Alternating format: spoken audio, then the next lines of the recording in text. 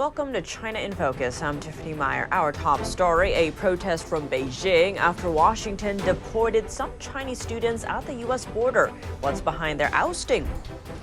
Working for Ford Motor Company while serving the Chinese military. Urgent calls echo through Congress as lawmakers demand an investigation into 4 Chinese companies tied to Ford's EV plant in Michigan. Former Secretary of State Mike Pompeo testifying on China's support for U.S. foes, or on the China threats that could impact everyday life in America. I actually think their primary motivation is ideological.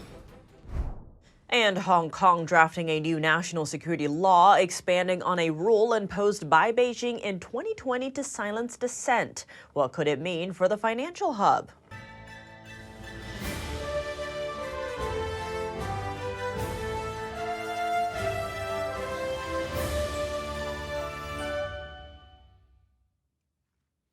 Now we zoom in on the U.S.-China fight over protecting sensitive technology. Beijing lodging a protest to Washington Tuesday, saying dozens of Chinese students have been blocked from entering the U.S. over the past few months. Some were deported back to China. A most recent case was quoted in Chinese media reports. It involves a student called Li. Reports say she went to University of Maryland for her PhD degree, but when arriving at Dulles International Airport, authorities interrogated her, checked her electronic devices, and questioned if she's a member of the Chinese Communist Party. Li was later deported. Some other Chinese students were also denied entry there. One case involves a postgraduate student at Yale last December, while another case is a Chinese student conducting research at the U.S. National Cancer Institute. Authorities questioned her about her research and whether it's related to the Chinese military before revoking her visa. The Chinese embassy in the U.S. warned students to be wary of entering the U.S. through Dulles International Airport. The questioning of Chinese students ties into a Trump-era policy. It bans Chinese students with military ties from getting student visas. That's due to concerns that Beijing could use them to get sensitive technology. Here's the background. Beijing has been acquiring American technologies to advance its own military. That's through hacking, acquiring U.S. firms, and also using some Chinese students, especially postgraduate students and postdoctorate researchers, to collect U.S. intellectual property. So the U.S. sees those students as high risk of being co-opted by Beijing, especially if they major in sensitive technologies like AI and have studied at universities with ties to the Chinese military. President Biden kept the policy in place after he took office. Case in point, in 2019, authorities charged Ye Yanqing, a former student at Boston University. The Justice Department said Ye turned out to be a lieutenant in the Chinese military, and that she lied about that position on her visa application. The department also said she sent American documents back to China while studying at Boston University. Ye is believed to be in China. Ford's Michigan battery plant facing fresh allegations of being a Trojan horse for the Chinese Communist Party. 2 U.S. House committees are urging the Biden administration to investigate 4 Chinese companies linked to Ford's plan. In a letter, the lawmakers said the 4 Chinese firms have direct ties to the Chinese military, Chinese Communist Party, North Korea, and alleged human rights abuses in China's Xinjiang region. Calling Ford's partnerships indefensible, the lawmakers caution about potential compromises to the plant's entire security system by Chinese malware. The committees are pushing for an immediate blacklist of the 4 entities. Controversies surrounding Ford's new plant date back to day 1 of the plan, particularly over the carmaker's partnership with Beijing-based EV battery maker CATL. Lawmakers reveal the same Chinese company is providing engineering design services to China's military. Ford announced a significant reduction in its investment for the Michigan plant in November, scaling it back from the initially planned $3.5 billion to now $2 billion. Top-tier insights from the diplomatic and intelligence fronts as former Secretary of State Mike Pompeo and ex-CIA Director Leon Panetta took the stand in a Tuesday House hearing. The focus, China's ties with U.S. adversaries. NTD's Sam Wang breaks it down. On Capitol Hill today, former Secretary of State Mike Pompeo, along with former CIA Director Leon Panetta, sat down with lawmakers to discuss China's alliance with U.S. adversaries. And as we watch China undertake the largest peacetime military buildup since at least World War II, and it finds eager friends in Tehran, Moscow, and Pyongyang, we should reflect on the lessons of history. At a House CCP Select Committee hearing, lawmakers said that China is forming new axes with other world adversaries. Since Russia's invasion of Ukraine, Beijing has snapped up purchases of crude oil at a discount from Moscow. And the benefits go both ways. As the West sought to isolate the Kremlin through economic sanctions, Russia has redirected its exports from Europe to China. Aside from Moscow, Beijing also sources its fuel from Iran. The Middle Eastern regime's crude oil exports just topped its 5-year record, with China being its #1 buyer.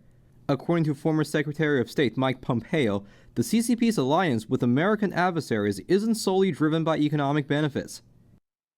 Xi Jinping is driven by a Marxist-Leninist ideology. This is not an effort to improve life for the Chinese people.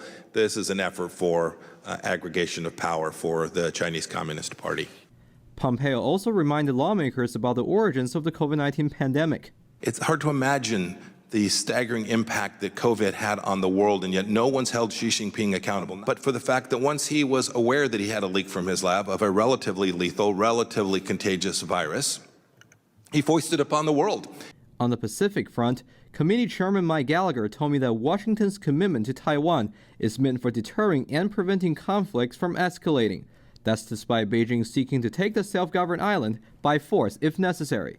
Conventional deterrence in particular in the Indo-Pacific, I think, should be the top priority of the entire national security and defense establishment. We have to have a global strategy because we're a global superpower. That's where we can leverage allies and partners, but that's the name of the game. I think we've got to continue to support them because they are critical to our security in the Pacific. Reporting from Capitol Hill, Sam Wang, NTD News. How should the U.S. handle the national security and economic risks of investing in China?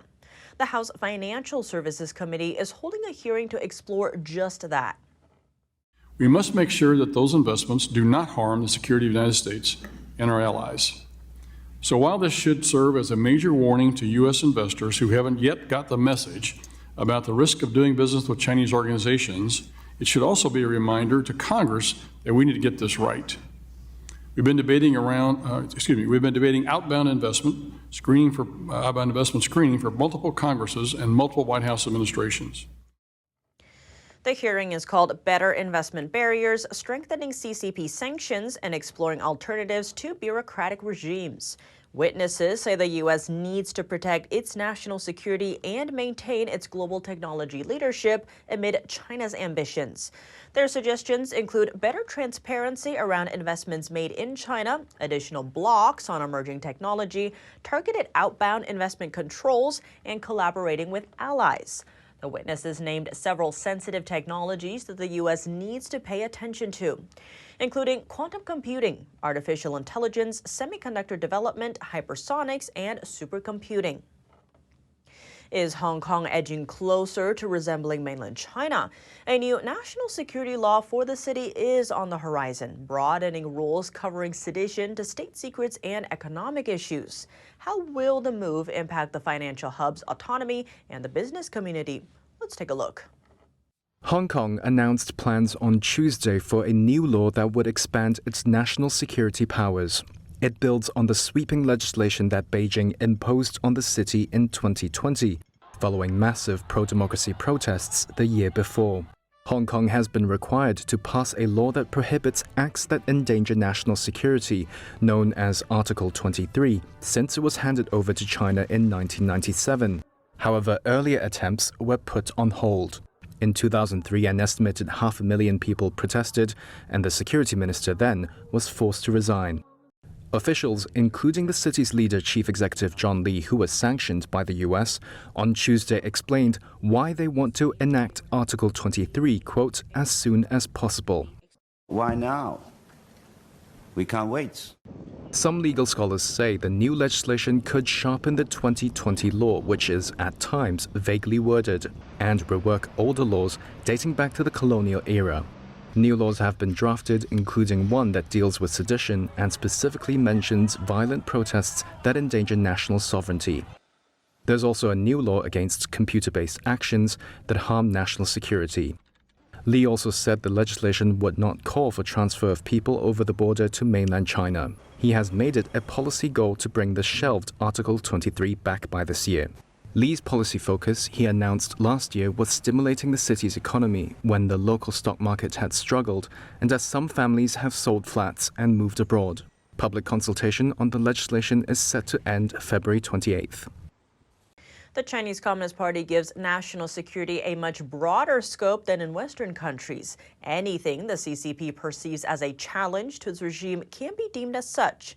For example, spreading information about the corruption of CCP officials, exposing human rights violations in China, and forming a political party to demand elections. Human rights activists in China are often accused of damaging national security and thrown into prison when they're fighting for their rights and the rights of others. Next, navigating the intricate web of Beijing's recent moves, from lodging protests over shutout Chinese students at the U.S. border to the push for Hong Kong's new national security law. Joining us now to discuss, we have retired General Robert Spalding. He's a national security analyst and a contributor to the Epoch Times. General Spalding, thank you so much for joining us. Great to have you back on the show. Thanks. Great to be back. Now, to begin, China is protesting the treatment of its students at the Dulles and other U.S. entry points. That's after dozens of Chinese valid visa holders were denied entry in recent months. What's your reaction to all of this? When I was the defense attaché in Beijing, we had service members who were basically transiting China to go to Japan for their duty station, and they were taken off the plane and harassed by the Beijing authorities. So really, I have no sympathy for China or their students. I mean, they've been harassing our citizens for a long time. And quite frankly, a lot of their citizens, because of their laws on the books, are spies. Not because maybe they want to be, but because the Chinese Communist Party makes them be. So, it's going to be a factor of life. If you're coming to the United States and you're a Chinese citizen, expect that you're going to be looked at differently because of the way the Chinese Communist Party acts. To your point, China is continuing to abduct foreign nationals, including Americans, and holding them under arbitrary detention. Now, on that note, U.S. firms want Hong Kong to stop talking about national security. This was a survey of 2/3 respondents saying that that would lower the tensions between the two countries and help business. Now, given the tensions we are seeing, though, is it becoming too risky to do business in China? U.S. business people or international business people operating in Hong Kong, expecting that it's not going to be like mainland China, are just operating under a false pretense. Hong Kong has changed. It is now communist China. And so national security is the term that they use for increasing authoritarianism. So you can just expect that that's what you're going to get when you work in Hong Kong. On that note, despite the fears of the businesses, Hong Kong's leader is pushing to tighten the national security laws, saying that Hong Kong could not afford to wait. How could that impact the global financial hub? The problem with China and Hong Kong is that they've been using Hong Kong as kind of a funnel or fish trap for money coming into China. It comes in because the Hong Kong dollar is freely exchangeable, then it gets sent into China and transferred to renminbi, which is not fully convertible. So in my opinion, we should, once China fully, basically brought Hong Kong back under the communist fold, we should have never allowed the Hong Kong dollar to continue to be attached to the U.S. financial system. This is just a farce. No other country in the world are allowed to have two different currencies, and they basically use it to take advantage of international investors. And quite frankly, we shouldn't allow that. General Spalding, thank you so much for your time. Thank you. Next, we'd like to take a moment to share some of your comments about our show. We recently reported on events across China where young children have been organized to vow to become so-called volunteer organ donors. A viewer by the name of Old Fogey asked about why there's a demand for organs in China, questioning whether it's motivated by money or a general decline in health. To start, money does play a role. Inside China, the wait time needed for an organ matching and transplant is extremely short compared to other countries. Patients may wait mere months or even just weeks for a liver or a kidney. According to Chinese state media, a Chinese hospital only needs a couple of days to find a healthy heart for a patient. In one case, the hospital even had a second backup heart for a patient in case the first organ transplant failed. Compare that to the U.S., where over 100,000 people are currently waiting for an organ, and 17 die each day while they wait. And on top of that, patients can schedule an organ transplantation ahead of time in China. In the U.S. and most other countries, a patient can only get an organ when a matching one becomes available from an organ donor after death. Because of those factors, China boasts a large and profitable transplant tourism market, with people from outside the country going to China for organs. It's also been reported that leaders of the Chinese Communist Party will undergo transplant operations in order to live longer. Investigations by human rights groups and others have found that forced organ harvesting has been going on in China for decades. Don't forget to tell us what you think of today's show, or if you have an idea for something you'd like to see us cover, send us an email at chinainfocus@ntd.com. Coming up, the Taiwanese Defense Ministry showing off advanced military aircraft provided by Washington. The showcase in the face of Beijing's increasing military and surveillance threats. The GOP 2024 frontrunner says China won't enjoy the same trade status if he makes a return to the White House, plus reports of potential sky-high tariffs on Chinese imports. And Washington and Beijing launching talks about a crackdown on fentanyl. It's the first sign of cooperation on fighting the illegal drug trade in 2 years. More on the newly formed counter-narcotics working group after the break here on China in Focus. That's all for today's China in Focus on YouTube. We're now sharing a shortened version of our program here after being demonetized for more than 3 years. If you'd like to support us, consider donating. Find us at donorbox.org/China-in-focus, or subscribe to our partner platform Epic TV, where you can watch our full episodes. Here's what to look out for in our second half. The Taiwanese Defense Ministry showing off advanced military aircraft provided by Washington. The showcase in the face of Beijing's increasing military and surveillance threats. The GOP 2024 frontrunner says China won't enjoy the same trade status if he makes a return to the White House, plus reports of potential sky-high tariffs on Chinese imports. And Washington and Beijing launching talks about a crackdown on fentanyl. It's the first sign of cooperation on fighting the illegal drug trade in 2 years. More on the newly formed counter-narcotics working group after the break here on China in Focus. Thanks for watching China in Focus. I'm Tiffany Meyer. See you tomorrow.